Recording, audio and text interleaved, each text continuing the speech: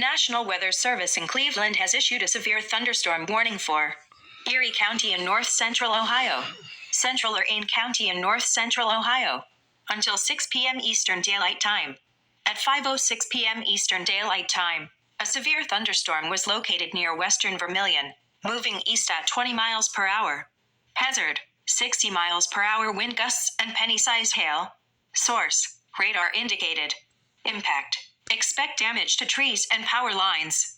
Locations impacted include Lorain, Elyria, Western Vermilion, North Ridgeville, Avon Lake, Amherst, Grafton, Northern Milan, Avon, Bay Village, Sheffield Lake, Oberlin, Sheffield, Lagrange, South Amherst, Pittsfield, Berlin Heights, Kipton, and Birmingham. For your protection, move to an interior room on the lowest floor of a building. Torrential rainfall is occurring with the storm and may lead to flash flooding.